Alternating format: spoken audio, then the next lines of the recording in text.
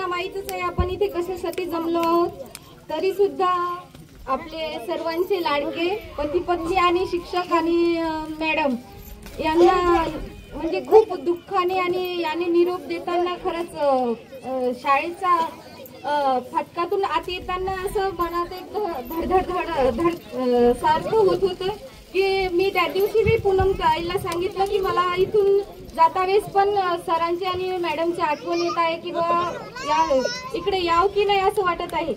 आणि मी तुम्ही गेल्यानंतरही एक दिवस आली होती असंच भेट द्यायला, मॅडमला विचारपूसही केली की तुम्ही चांगलं शिकवा, आता हे तुमच्यात अभ्यासशाळा आहे याच्यासाठी आली होती। आणि खूप म्हणजे मलाच नाही तर या गावातल्या जे हे आमची झोपडपट्टी आहे या सर्व गावातल्या प्रत्येक कुटुंबातल्या मुलांना वडिलांना त्यांच्या तुम्ही खरंच खूप वळण लावलेलं आहे। आणि खरं सांगायचं म्हणजे तुमच्याकडे भानगडी पण येत जास्त सरपंच येण्याऐवजी तुमच्याकडे तुम्ही त्या सॉल्व पण केलेल्या आहे। कित्येक मुलं तुमच्याकडे सांगतात की आमचे आई वडील भांडण करतात बा त्याच्यामुळे आमचा अभ्यास नाही होत, आमचे आई बाबा दारू पिऊन येतात, आईला भांडतात, मग अभ्यास करणं नाही होत। मग हे कुठेतरी आपलं पण चुकते, आपण शिक्षकापर्यंत ही गोष्ट जायला नाही पाहिजे। खूप लाजिरवाणी गोष्ट आहे ही।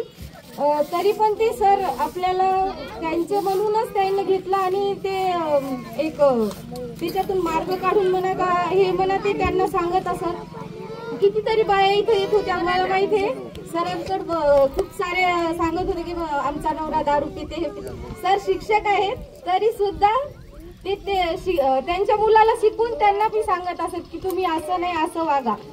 त्याच्यामुळे मला तर खरंच खूप दुःख आहे ना। माझा स्वतःचा अनुभव सांगते। माझा दोन दिवस माझ्या मुलांनी सारखं मम्मी तू सरपंच आहेस तू काहीतरी कर ना मम्मी, सरांसाठी तू काहीतरी कर ना मम्मी, आपल्याच इथं राहिले पाहिजे।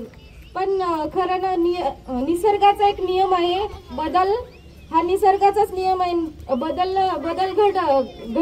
घडलाच पाहिजे। असं नाही की तुम्ही गेले तर आम्हाला दुःख झालं असं नाही, पण तिथेही गेले तर तिथलच्याही मुलांना असं चांगलं घडवा। आणि काटा शाळेला भेट द्या, अशी जोडी घडणं खरंच खूप मुश्किल आहे। आणि मला आणखीन एक आदर्श वाटते की मी सर ज्या शाळेत शिकले त्या शाळेत माझं बी शिक्षण झालं, खूप चांगली शाळा होती अशी। आणि चांगल्या शाळेतच असे पंडित नेहरू विद्यालय कवठा चिखली त्या शाळेत असे लोक घडतात। मॅडमचं बोलायचं झालं तर मॅडमशी मी कधी असं हे वागलीच नाही, फ्रेंडलीच राहिली। आणि तुमची जी 2018 पासून तर नाही मला माहित, पण 2021 पासून मी या शाळेला बघते की कसं अगोदरचं वातावरण होतं कसं नाही। इथेच दारूच्या बाटल्या फुटायच्या, उलट्या करायचे लोक, खूप त्रास होता। मला पण त्रास झालेला होता कारण मी पण मागासवर्गीयातून सरपंच झाल्यामुळे या कंपाऊंड साठी खूप सारा त्रास झालेला आहे। तरी सरच्या आणि आमच्या दोघांच्या सहभागातून म्हणा भांडून तांडून का होईना हे कंपाऊंड इथे तयार केलं, त्याच्यामुळे कसं गुरढोरं पण येणं टाळलं गेलेलं आहे। आणि मुलांना मी वेळोवेळी हेच सांगते की आई वडिलांनंतर जर कोणी असेल ना आपल्या जवळचं ते म्हणजे आपले शिक्षक। आणि त्यांचं ऐकलं ना तर आपण फार कुठं मोठ्या पदावर पर्यंत आपण गाठू शकतो, पण टीचर लोकांचं ऐकलं पाहिजे। आणि मॅडमला मी त्या दिवशी आली होती जेव्हा मला माहित झालं की यांची ऑर्डर निघाली, एकदम असा धक्का बसल्यासारखा झाला। माझा मुलगा घरी येऊन म्हणते मम्मी चालला टीचरला जायचं आता उद्यापासून येत नाहीत। असं वाटलं की ते भानगडी केल्या असतील त्यानं म्हणूनच म्हणते की येत नाहीत।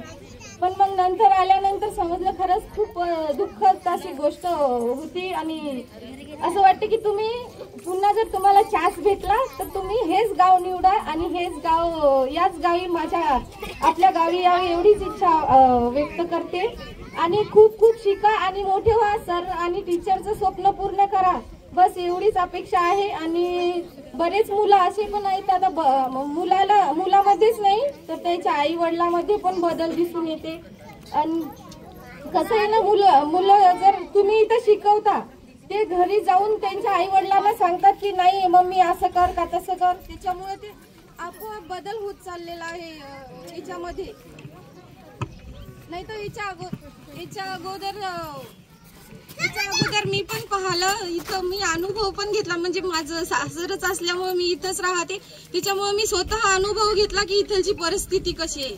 इतकं सारं इथं पैसा स्वतः लावला, खरंच खूप याचे असते. शिक्षक लोक खूप चिकाटीचे असतात. ते आपली एवढी शाळा सुंदर केली आणि खूप छोटी वस्ती शाळा असून पण इतकी छान सजवली, रंगरंगोटी केली, बोलकी शाळा केली.